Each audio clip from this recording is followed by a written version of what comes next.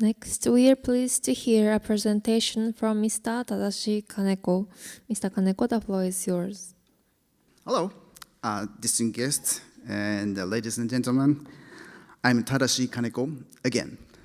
I'm the director of UN Tourism Regional Support Office for Asia and Pacific, RSOAP. People call our office RSOAP. It is the biggest honor to be here, to have such a great opportunity to speak to you all. I'd like to talk about what RSOAP has been working on so far and introduce some of our future plans. I would like to start with a typical story of the UN tourism. Let me show you this slide, showing the rapid growth of the tourism industry. Last year was the 50th anniversary of UN tourism, so that's why I borrowed this data from the kind of brochure of 50 years anniversary. While the world population has been doubled in recent 50 years, the number of tourists has grown 7 times more, and the economic impact of tourism has increased 11 times more. It shows that the tourism is literally developing industry. However, as you may know, it is liable to be influenced greatly by external factors. Next slide. This is a frequently cited graph showing the recent fluctuations in tourist numbers. As you see, COVID-19 reduced 72% of tourists in 2020, and it took about 4 years to recover. Roughly speaking, the resilience we are tackling aims to minimize such decline in demand, shorten the recovery period, and maximize the industry's survival rate during that period. Viewing from the angle of economic impact, tourism industry, having grown and reached the 3rd position in the scale ranking of industries, was hit harder by the COVID-19 pandemic than other industries. Through strengthening resilience, we intend to minimize such damage in the future. The next slide shows the result of research on the challenges international tourism faces. Economic factors such as rising transportation and accommodation costs were cited as the primary concerns, but they were followed by geographical risks and extreme weather events, which are key targets for resilience efforts.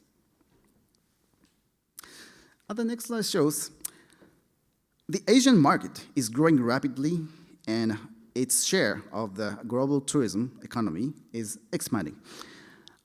I'm once again reaffirming the importance of our efforts in this region. With this background in mind, I would like to introduce RSOAP's activities in the area of tourism resilience. As you know, we have been working with the Japan Tourism Agency to organize the Tourism Resilience Summit in Sendai 2024 and the follow-up working level meetings as well. This is the mainstream of the initiatives, of our initiatives in this field, and of course, today's symposium is a part of the same series. We also actively participate in meetings related to resilience and continue to share messages from UN Tourism. One example is the World Bosai Forum, which is the biannual platform for industry, academics, and governments to discuss disaster risk reduction. In addition, we assist resilience initiatives by the member states of UN Tourism, as this slide introduces. For example, RSOAP participated in panel discussion at Fiji Tourism Convention to share the knowledge on tourism crisis management. We also participated in the workshop held in Jamaica co-hosted by Japan International Cooperation Agency, JICA, and the Global Tourism Resilience Crisis Management Center, long name, which plays a leading role in that region, the Caribbean area. And actually, in addition to these activities, we are working on collecting the good examples, good practices in the Asia-Pacific regions. So we'll release that information to all the member states in the near future. And in addition to these activities, we plan to move forward with some more initiatives. As mentioned earlier, 2027 is the International Year for Sustainable and Resilient Tourism. So we are committed to moving forward with our initiatives to ensure we achieve tangible results. We are currently working with the headquarters and other relevant parties to coordinate the specific details of the project. In the keynote address, you remember, Dr. Glesser spoke about the significance of International Year as follows. International Year, which will push tourism to a shared global agenda, is not merely a communications exercise, but what helps stakeholders do differently. Accordingly, we would like to place emphasis on the perspective of advancing the initiatives of each organization. I believe it would be beneficial to develop practical and easy to implement training courses and to use them to provide support for member states, their capacity building. Regarding specific contents, there are various options to consider, such as integration of tourism into other crisis management, public-private partnerships, and database management. As we discussed at the panel discussion, you remember. We would like to tailor the content to the needs of the Asia-Pacific region. By the way, on this occasion, please let me briefly explain some of ALSOP's initiatives in related fields as well, a little bit. In addition to resilience, ALSOP identifies sustainability and collaboration with stakeholders as the key pillars of our activities. Regarding sustainability, as Dr. Glesser mentioned in his keynote address, sustainability is essential for resilience and vice versa. Sustainability and resilience. Also focuses on the social aspects of sustainability. This includes issues that Japan has faced. For example, an aging society, including issue of accessibility and a special medical care for the tourists. An excessive concentration of tourists and coexistence with local communities and local residents. Furthermore, regarding the environmental aspects of sustainability, such as the circular economy and regenerative approaches, we believe this is an area where we can leverage our past efforts. So we intend to move forward with these initiatives. In terms of collaboration with the stakeholders, we aim to advance cooperation with the private and academic sectors and other international organizations, in addition to current support for the member states' initiatives and capacity building efforts. These initiatives, including resilience issues, of course, complement one another.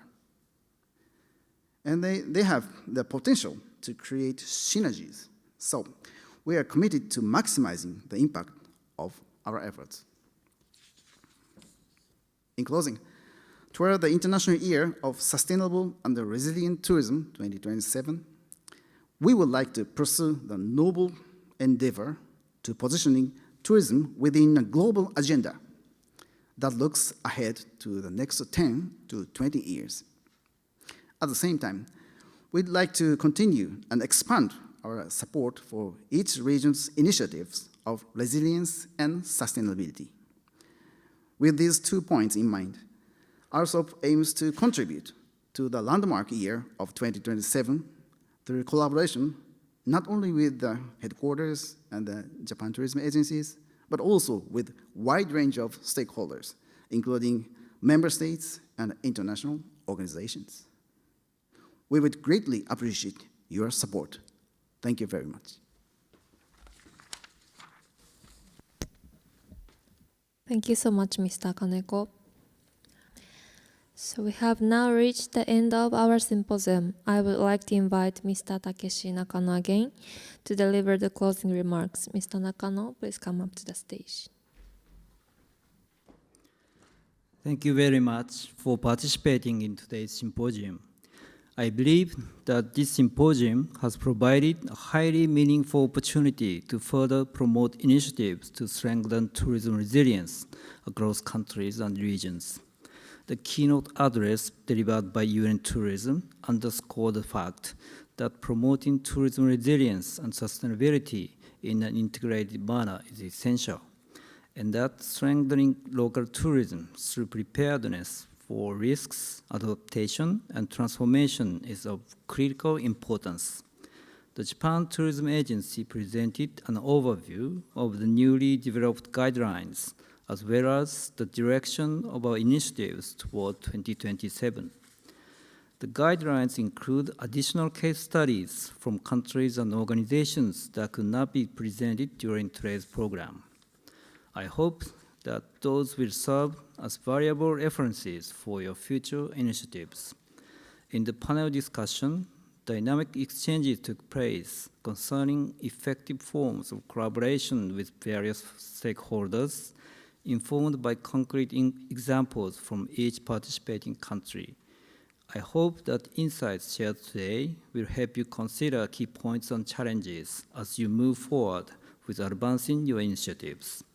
As part of our future initiatives, the 2026 Working Level Meeting will focus on the second pillar of the Sendai Statement, observing the impacts of crises and disasters caused by natural hazards and recovering through adaptation and transformation.